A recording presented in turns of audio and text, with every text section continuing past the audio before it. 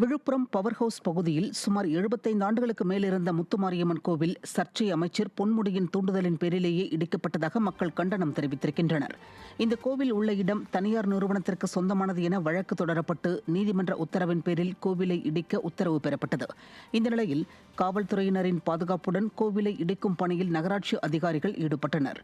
இதற்கு அப்பகுதியில் வாழும் மக்கள் கடும் எதிர்ப்பு தெரிவித்ததுடன் அதிமுக ஆட்சிக் காலத்தில் பாதுகாக்கப்பட்ட கோவில்கள் தற்போது திமுக ஆட்சிக் காலத்தில் இடிக்கப்படுவதாக குற்றம் சாட்டினர்.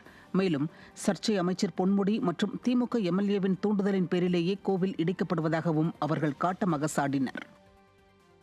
திமுக எம்சி, திமுக மந்திரி, திமுக எம்எல்ஏ இருக்கிற ஒரு கோயில் அடிக்கிறாங்க. அப்ப மந்திரிக்கு நான் மரியாதை மந்திரி இடிக்க சொன்னாரா? மந்திரி இடிக்க சொன்னார் சொல்றாங்க எல்லாரும். மந்திரி தான் இடிக்க சொன்னாருன்றாங்க. பொன்முடி தானே இடிக்க சொன்னா தெருவில் வரமாட்டான். தெருவில் இனிமே வரவே மாட்டான். மினிஸ்டர் பொன்முடி வரமாட்டான்.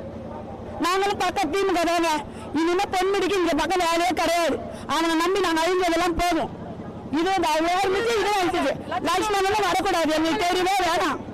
எங்களுக்கு வேணாம். நாங்க வேலைப்ப நம்பிதான் சாப்பிட்டோம். ஆட்டை நம்பிதான் இருந்தோம். அவங்களும் எங்களுக்கு வேணாம்.